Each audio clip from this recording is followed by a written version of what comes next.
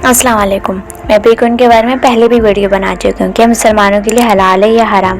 मगर अब पीकॉइन में क्या तब्दीलियाँ आई हैं और बहुत से मुसलमान नौजवान इसमें शामिल हो रहे हैं और उनको ये काम करना चाहिए या नहीं। आइए इस वीडियो में तफसील से जानते हैं कुरान और हदीस की रोशनी में। आज हम बात करने जा रहे हैं एक अहम और नए क्रिप्टो करेंसी अपडेट के बारे में। पी नेटवर्क एक ऐसा मंसूबा है जिसमें लाखों लोग शामिल हो चुके हैं, खासतौर पर मुसलमान नौजवान। हालिया खबर के मुताबिक 200 million P tokens liquidity reserve से हटा दिए गए। तो सवाल ये है, ये टोकन्स हटाने का मतलब क्या है? नेटवर्क का मुस्तकबिल क्या है? क्या मुसलमान इसमें शामिल हो सकते हैं? और क्या पी नेटवर्क हलाल है या हराम? आइए कदम ब कदम इन सब पहलुओं पर बात करते हैं।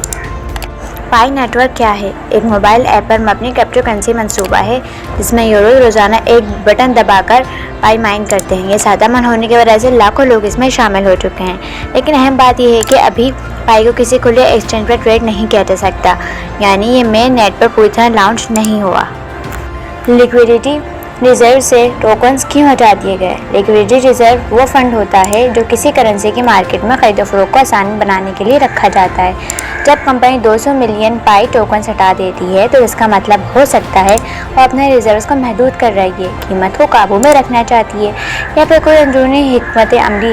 मगर असल बात यह है कि ये अभी तक स्पेकुलेशन का ही असर आए, क्योंकि कंपनी ने पूरी वजाहत नहीं दी। पाई की कीमत पर क्या असर पड़ेगा? क्योंकि अभी पाई का मेन नेट मुकम्मल तौर पर पब्लिक नहीं हुआ, इसलिए इसकी असल कीमत मार्केट में तय नहीं हुई। लेकिन जब इतने बड़े पैमाने पर टोकन रिजर्व से निकाले जाएं तो मार्केट में सप्लाई और डिमांड पर असर पड़ता है। कुछ लोग पाई की कीमत बढ़ने की उम्मीद लगा लेते हैं और कुछ इसको धोखा या पम्प एंड डंप समझते हैं।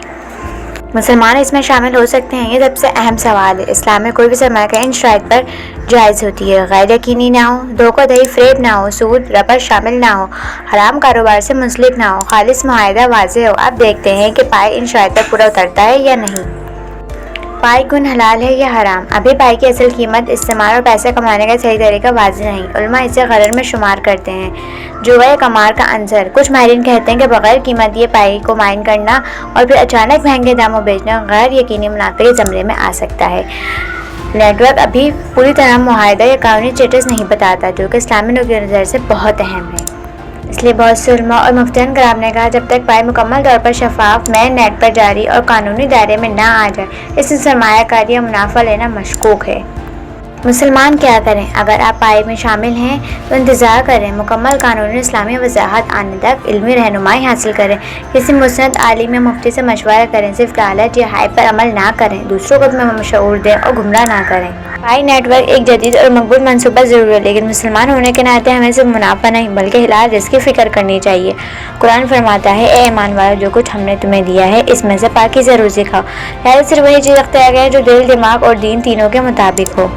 क्या पाकिस्तान में पाई नेटवर्क लॉन्च हो चुकी है? नहीं, पाई नेटवर्क ने अभी बैन-अवी तौर पर अपना ओपन मिनट लॉन्च किया है 20 फरवरी 2025 से।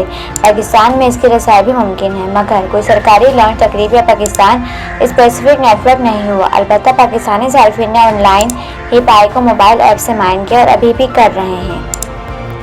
पाकिस्तान में पाई नेटवर्क के दूतियाँ हैं, सरकारी मंजूरी नहीं, और पाकिस्तान के मरकजी बैंक हुकूमत ने कोई वाज़ेह इजाज़त नहीं दी। पाई बैंकारी के जरिए पैसों का लेन देन नहीं हो सकता। माइन या होल्ड करना जायज़ है, मगर इसे बैंक के जरिए तब्दील नहीं किया जा सकता। अगर आपको वीडियो मुफीद लगी हो तो वीडियो को लाइक करें, कमेंट्स में अपनी राय ज़रूर दें, चैनल को सब्सक्राइब करें ताकि मज़ीद इल्मी और इस्लाही वीडियोस आप तक पहुँचती रहें।